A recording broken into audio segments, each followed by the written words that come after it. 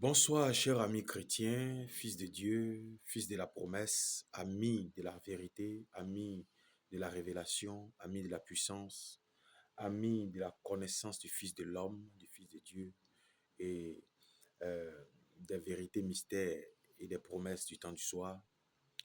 Je viens par cette note vocale interpeller les consciences chrétiennes concernant le temps dans lequel nous sommes.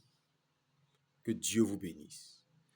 C'est ma première intervention. Je suis votre frère en Christ, le pasteur Assis Jean Herman de l'église Elohim Tabernacle, située dans la région du Haut-Sassandra, précisément à Daloa.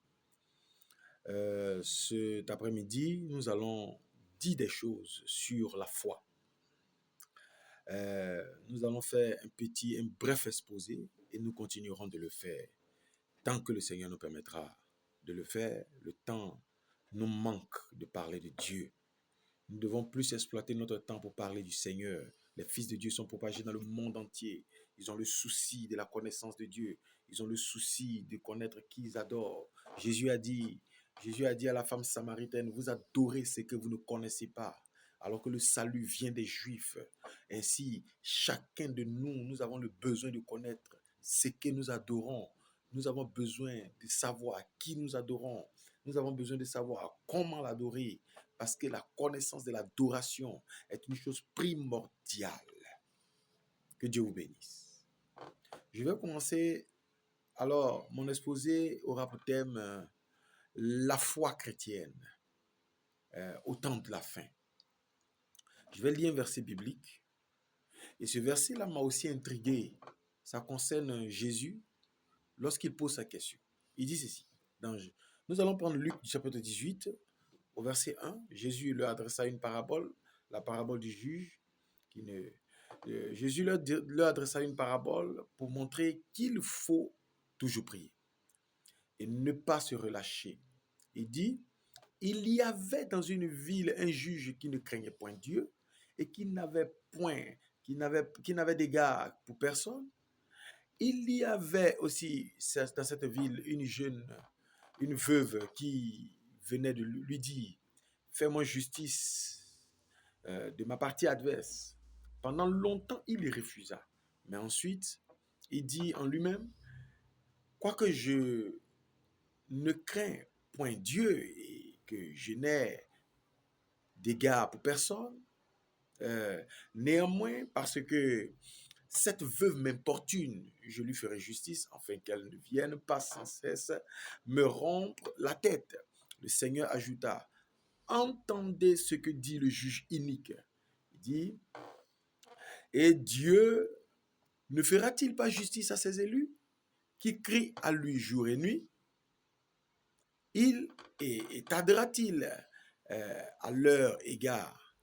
Luc chapitre 18, verset 8, c'est là qui m'intéresse encore. Il dit, je vous le dis, il leur fera promptement justice. Point. Mais, quand le Fils de l'homme viendra, trouvera-t-il la foi sur la terre?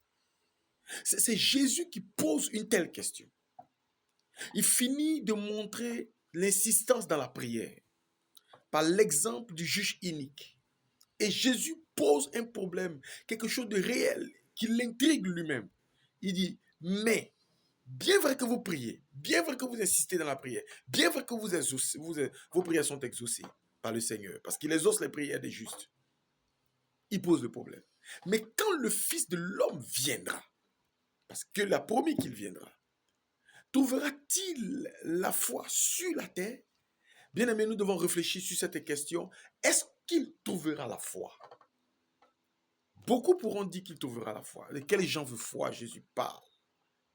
Parce que nous savons qu'aujourd'hui, il y a assez de foi. Chaque personne qui fréquente une communauté religieuse a une foi dans cette communauté religieuse. Est-ce de cette foi que Jésus parle ou est-ce la foi dans la parole de Dieu?